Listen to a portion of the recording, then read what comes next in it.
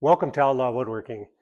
We're going to jump right into this and we're going to do a comparison between the Dust Deputy and the Dustopper. The Dustopper you can get at Home Depot. The Dust Deputy you'd have to order it from the manufacturer, or you can get them on Amazon. And then of course you got your rigid shop vacs. But what we're going to do, what I want to do is, I don't like this setup because when I got my shop vac and I'm going over here to vacuum something, you know, the bucket falls over and it's just not, you know, as soon as you pull it, it's falling over. And that's just pain, and it does it on both of them. So what I want to do, and I've seen guys do it, basically what they do, they make a top where this bucket sits up here and it can just roll around with the shop vac. So that's what we're going to do today. And then at the end, we'll compare the two and see which one is actually more efficient. Now I think both these shop vacs are the same size, but that could be, we might have to test that actually.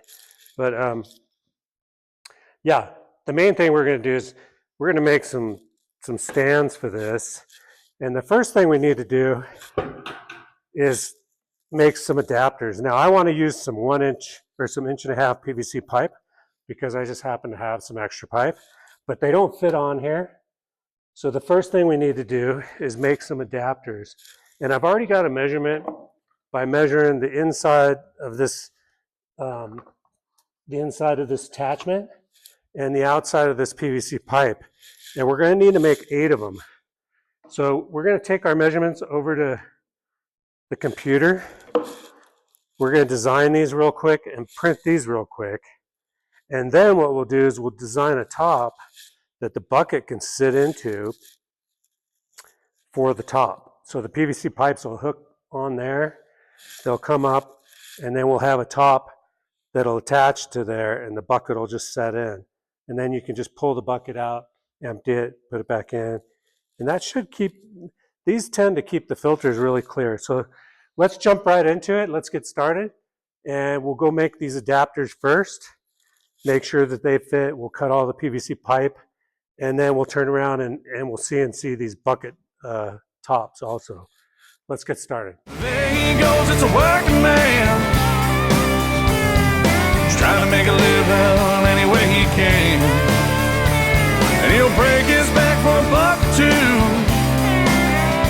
Oh, there ain't no shame in what he do. Oh, work it out. Okay, I was gonna go through and show you how I drew this thing, but that's really boring. But basically I just came up with a sleeve. I used the measurements from the base of the shop vac and the measurements of the PVC pipe, and I came up with this little drawing. And basically the only thing that needed to be done to make it 3D print vertical was to fix this inside flap piece so that it didn't need any supports at all. So I just put a 45 on it, on that inside piece, and it was able to print straight up through the printer. And off to the printer it went.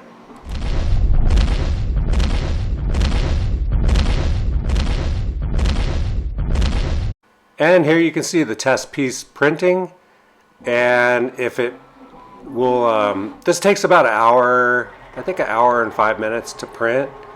And it's pretty nice having a 3D printer to do this kind of stuff. And right here I test fit it, and although it was a little tight, I decided that I liked it being that tight. You just had to be a little careful putting it on that you didn't break it. But it seemed to be pretty tough, and it fit right on the vacuum, really nice and snug. So I thought, okay, time to print 4 more, and that's what we do. And actually I ended up printing 8 more because I wanted to do this same project on both of my shop vacs. And I just thought it would be nice to have both of the shop vacs with the dust deputies. So yeah, right here I go ahead and cut all the pieces for the shop vac, the risers, and I'm using 1.5 inch schedule 40 PVC. Could have used a lighter PVC, but it's just what I had.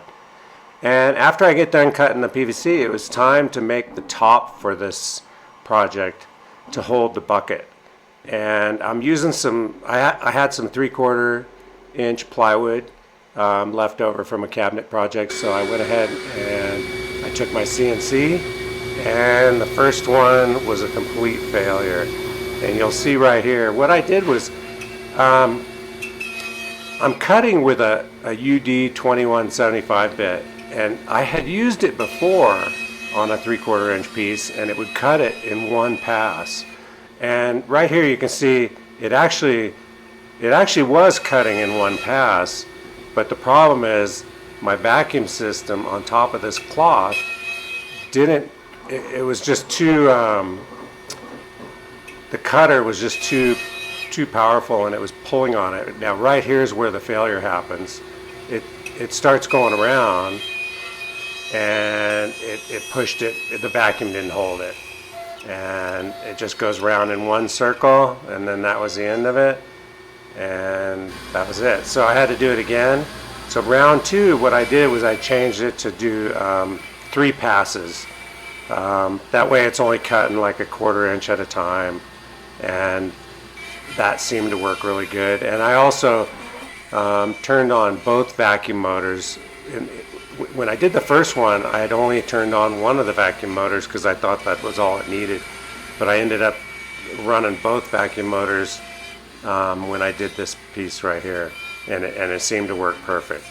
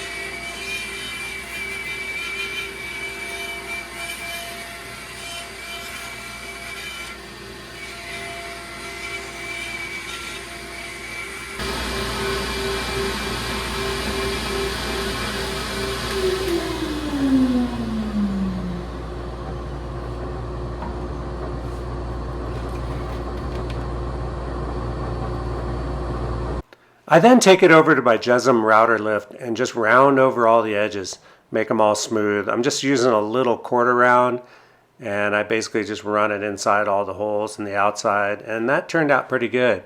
Next up, it was time to 3D print some flanges that would hold this wood piece up on top of the PVC poles. Once I got that done, it was time to test them out, make sure they fit, and then start gluing all these pieces onto the PVC pipe. And that actually, they were pretty tight. So what I decided to do was, I guess that my tolerances were just a little too tight. You could get them on there, but it was not that easy. And basically, I didn't allow, when I designed the fittings, I didn't allow any tolerance, and you really need to allow a little bit of tolerance. You kind of have to test that when you're printing something. And so I sanded all the ends of the pipes just a little bit so that they fit in there really nice, and then glued them all together so they were rock solid. Once I got them all glued and ready to go, then it was basically time to try them out on the shop vac. And right here I am. Now, I designed it on this old shop vac, and if I had it to do over again, I would probably do it on the newer one, because the wheels on this older one, you can see me rolling it around, they weren't the greatest wheels. And I think in the future I'll probably change the wheels on this this shop vac to something that rolls around a little better. But I basically get all the hoses, and you don't want to pull it from up top. So what I did was I put a little zip tie down low, so you're pulling it from lower, and then basically tested it out just to see how it was working. And it's funny, I pretty much was under the impression that I was going to use the Oneida because I thought it would be better. but that turned out to be wrong. Okay, in order for this test to be fair, I wanted to make sure and clean the filter really good, and I was going to use my bigger shop vac for both of them. And basically I cleaned the whole inside of that out so there wasn't anything in there. I wanted the test to be really fair. And actually I took the filter outside and blew it out with the air hose. So at this point it's really clean. So the first one I was going to test was the Oneida one. And right off the bat, it was a bad test because I hooked it up wrong. You can see right there, I'm hooking up the vacuum to the side port, and then I hooked the suction to the top. And that's not the way you're supposed to do it. It's supposed to be the opposite. So basically, this first test with the Oneida one wasn't fair because I had the vacuum hooked up backwards to it. You can see I'm sucking it right down through the top instead of sucking it through the side port. It's supposed to suck through the side port, just for future knowledge. So right there when I open it up and I'm looking inside there, it's got a bunch in there. Not a whole bunch, but it's enough to seem like that's a failed test. And I was like, I might have done that wrong. And anyway, I decided, okay, well, I got to clean that out and then do a test with the Dustopper and make sure that one was cleaned out. And you know, one thing I like about the Dustopper is the low profile. There's nothing to put together, and it tells you to hook up to the side port. And at that point, I knew that I had hooked up the Oneida wrong. So I was going to have to in order to give Oneida a fair test, I had to redo that one. But I thought I would show it anyway. So right here, I opened up the shop vac with the Dustopper, and there was barely anything in there. And I actually think that what was in there came off of the filter when I set it in there. Because the filter had some debris on it, and it basically, setting it in there, I think it just shook off there. So now I'm testing the Oneida again, and it did just as good as the Dustopper. Matter of fact, there was, when I looked in there, there was nothing. And yeah, you can see it barely has anything in there, and I think that's just coming off the filter. But I decided, hey, I'm going to test both these a couple more times just to make sure and just see what's what. And the conclusion I came to was both of these work excellent. And I surprised myself actually, because I actually like the Dustopper better because it's low profile. Now at this point, I decided, I'm going to vacuum out the inside of there, make sure nothing's on the filter, and then do another test with the Oneida. I was going to give them both, as many tests as possible, just to make sure that, my evaluation was accurate for both of them. And right here, and there was, actually when I took the lid off this time, there was nothing in there at all. And I thought, okay, well, we're going to do the same thing and make sure everything's really, really clean, and then we're going to do the Dustopper again. And to my surprise, both of these were exactly the same. They actually, neither one of them was better than the other, and neither one of them, they both did extremely well. So if you're going for price, this is the one that I originally bought. This is the Oneida Cyclone. You had a lid, and you kind of had to bolt it together. You can see right there. Let me see if I show you. Yeah, you can see how you have the parts to bolt it together. So that was the original one that I bought. I don't think it came with wheels back then. But let's take a look. So this one was originally $139. However, if you look at, they have one right here, and this is basically all you would need for $54. So let's click. So this is basically the same as what I have for $54. Now if you go over to Dustopper, it's $59.98. Basically the same price. Made in USA. Let's see, is Dust Deputy made in USA? Doesn't say, so probably not. However, I'm not going to speculate on that. But it doesn't say made in the USA. Which if it, oh wait a minute, does it? Oh yeah, made in the USA. So they're both made in the USA, which is good. Now, if you look at, and they both work exactly the same, perfect. They separate the dust perfectly. But the dust stopper is a low profile, and I like that. And if I had the choice between the low profile and the high profile, I would choose this dust topper. However, when I go to Dust Deputy's website and I go back, they've actually come up with the same thing.